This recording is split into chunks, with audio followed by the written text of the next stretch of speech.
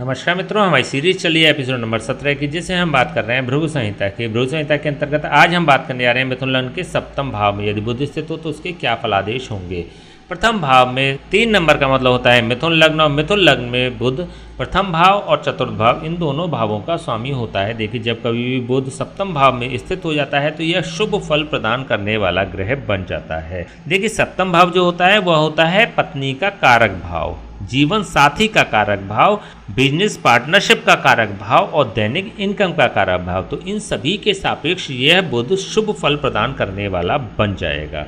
एक उत्तम जीवन साथी प्रदान करता है, रेगुलर इनकम को मेंटेन करके रखता है, बिजनेस पार्टनरशिप भी प्रदान करता है और व्यापार करने के भी अच्छे योग बना देने वाला बन जाता है। देखिए, यदि हम लग्न भाव की सापेक्ष बात करते हैं तो प्रथम भाव से ऐसा बुध लग्नेश सप्तम भाव में स्थित हो रहा है। देखिए, जब कभी भी लग्नेश सप्तम भाव में स्थित हो जाता है तो भी शुभ फल प्रदान करने वाला ग्रह बन जाता है।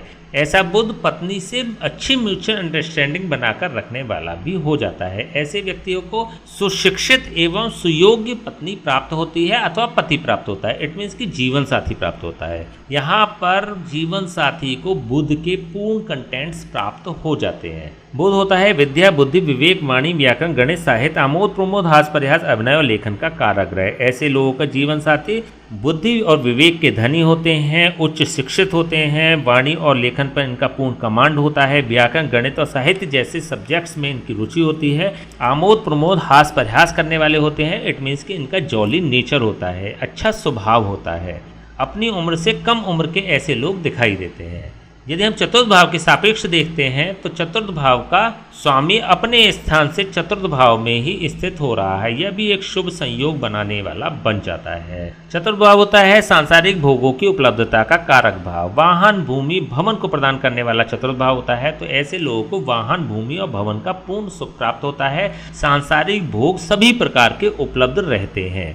तो चतुर्थ भाव के सापेक्ष यह बुध बेहतर रिजल्ट्स प्रदान करने वाला बन रहा है। और देखिए, यहाँ पर बुध गुरु की राशि में स्थित हो रहा है। हमने बताया था कि बुध सूर्य और शुक्र को मित्र भाव से देखता है, चंद्रमा को शत्रु भाव से देखता है और मंगल, गुरु और शनि को समभाव से देखता है। तो ऐसी स्थिति में यह बुध अपने समभाव रखने वाले गुरु की राशि में स्थित हो रहा है। तो यहाँ पर भी यह शुभ ही फल प्रदान करने वाला ग्रह बन जाता है।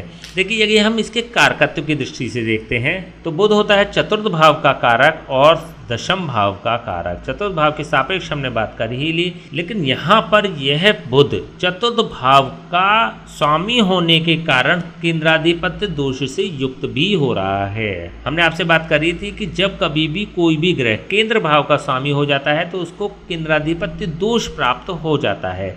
यदि यह केंद्राधिपत्य दोष शुभ ग्रहों को प्राप्त होता है तो अपना शुभत्व त्याग देते हैं, और अशुभ ग्रहों को प्राप्त होता है तो अपना अशुभत्व त्याग देते हैं। तो ऐसी स्थिति में क्योंकि बुध एक शुभ ग्रहों की श्रेणी में आता है तो अपने शुभत्व को त्याग देने वाला होगा, लेकिन क्योंकि यह अगेन एक शुभ भाव में ही स्थित हो गया है तो इसको अगेन कुछ कंटेंट्स इसके पॉजिटिव प्राप्त हो जाएंगे, कुछ शुभत्व प्राप्त हो जाएगा। तो ऐसी स्थिति में यह बेहतर ही रिजल्ट्स प्रदान करने वाला होगा। लेकिन हाँ, जितनी एक्सपेक्टेशन है उसके अकॉर्डिंग यह रिजल्ट्स प्रदान नहीं करता, तो थोड़ा सा संघर्ष कराता है, थोड़ी सी मेहनत कराता है, तत्पश्चात ये रिजल्ट्स प्रदान करने वाला ग्रह बनता है। यदि हम दशम भाव के सापेक्ष देखते हैं तो दशम भाव से ऐसा बुध दशम भाव पर ही स्थित हो रहा है। अपने कारक भाव से ऐसा बुध दशम भाव पर स्थित हो रहा है।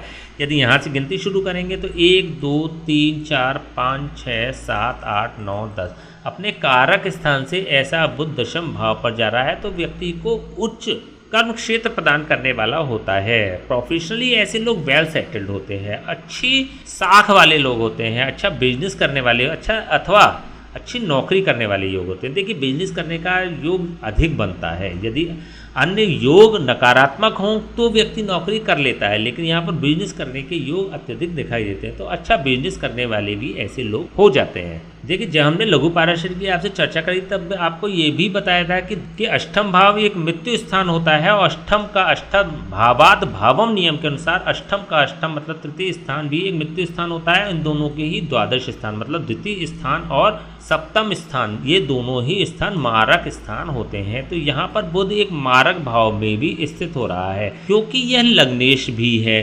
लग्न का स्वामी भी है, तो यह व्यक्ति को बुध से संबंधित रोग भी प्रदान करने वाला हो जाएगा।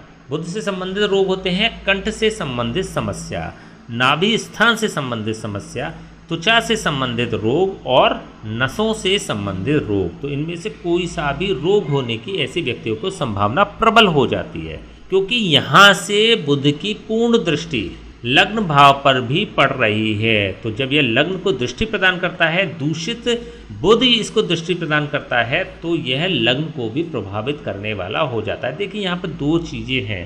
पहली बात तो यदि हेल्थ की बात करें तो हेल्थ के सापेक्ष ये नेगेटिव बुध होगा।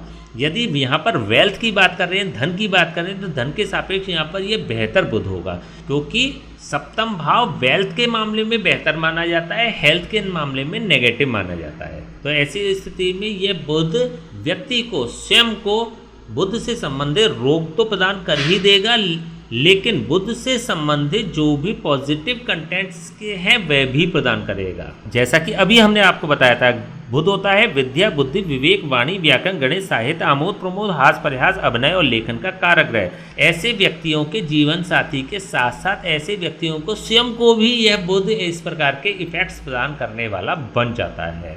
तो व्यक्ति के जीवन साथी की बात करें या व्यक्ति के स्वयं की बात करें, दोनों ही वेल एजुकेटेड भी होते हैं, बुद्धि और विवेक के धनी भी होते हैं, वाणी और लेखन पर इनका पूर्ण कमांड होता है, व्याकरण, गणित और साहित्य जैसे सब्जेक्ट्स में रुचि होने के साथ साथ उसमें कुछ बेहतर प्रदर्शन भी करते हैं। इसके अलावा दोनों ही जौली स्वभाव के भी होते हैं।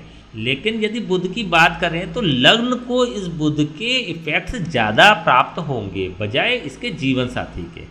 तो इट मीन्स कि इनके जीवन साथी इनसे काबिलियत में कुछ 19 ही गिने जाते हैं।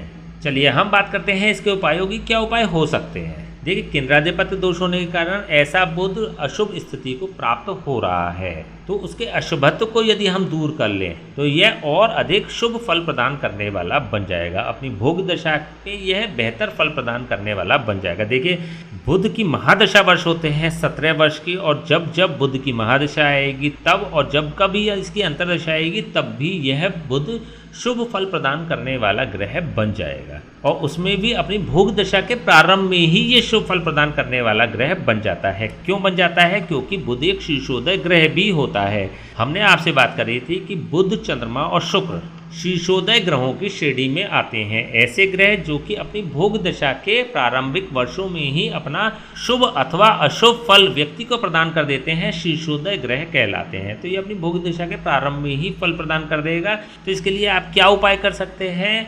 इसकी नेगेटिविटी खत्म करने के लिए सबसे पहले तो आप किसी ब्राह्मण से इसके जाप और हवन करा लें, अथवा बुधवार से शुरू करके 43 डेज लगातार 43 दिन लगातार बकरी को अथवा गाय को पालक खिलाना शुरू कर दें, अथवा हरा चारा खिलाना शुरू कर दें। यदि आप ऐसा करेंगे तो इसकी नेगेटिविटी समाप्त हो जाएगी और पॉजिटिविटी बढ़ जाएगी। तो ये बेहतर प्रदर्शन करने वाला ग्रह बन जाएगा।